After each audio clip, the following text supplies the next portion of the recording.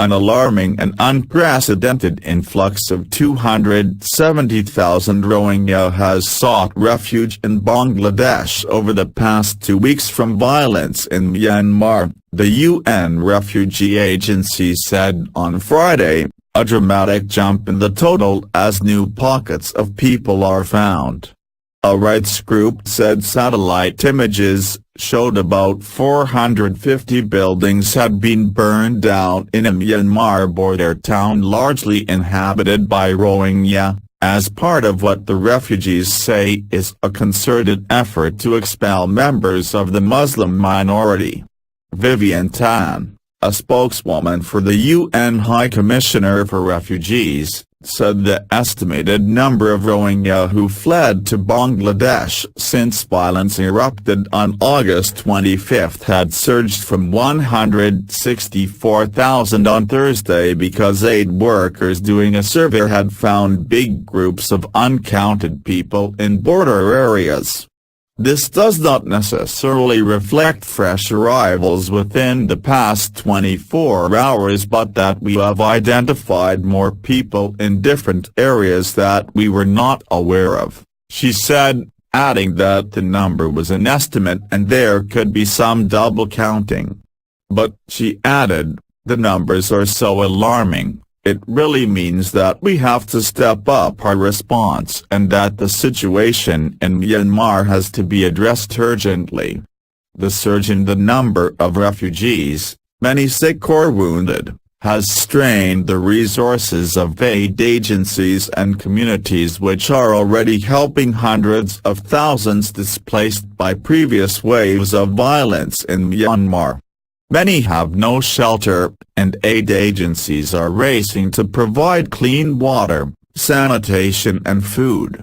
2 days ago, UNHCR had said the worst-case scenario was 300,000 refugees.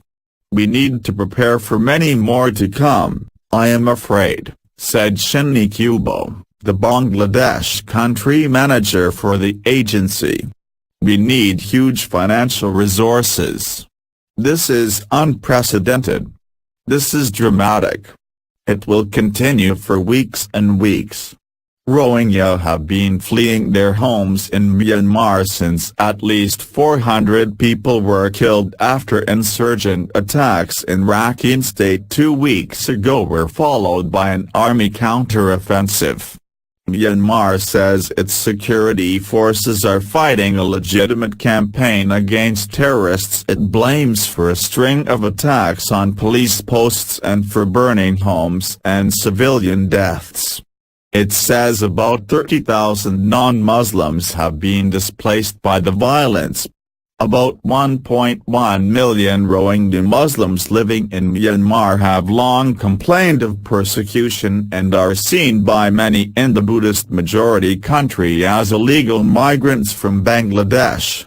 While most Rohingya refugees arrive on foot, mostly walking through the jungle and mountains for several days, thousands are braving long and risky voyages across the rough seas of the Bay of Bengal, the UNHCR said.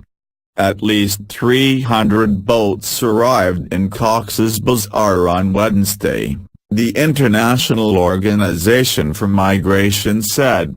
U.S.-based Human Rights Watch said satellite images taken last Saturday showed hundreds of burned buildings in Mongda, a district capital in Rakhine State, in areas primarily inhabited by Rohingya. The Burmese government has an obligation to protect everyone in the country, but if safety cannot even be found in area capitals, then no place may be safe, said Phil Robertson, the Deputy Asia Director at Human Rights Watch said in a statement. Several thousand people held a protest in Dhaka, the Bangladesh capital, after Friday prayers against the crackdown on the Rohingya.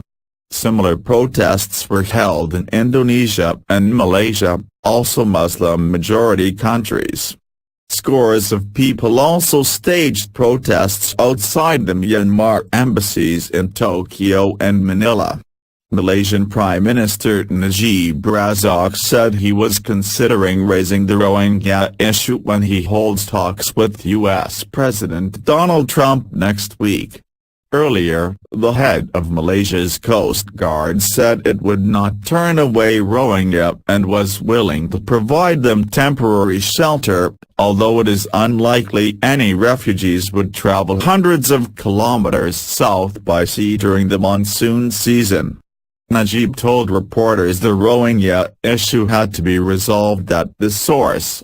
It is unfair for affected parties to inflict more costs to Malaysia to manage and to receive these people when they should be allowed fundamental and universal rights that have been denied to them, he said.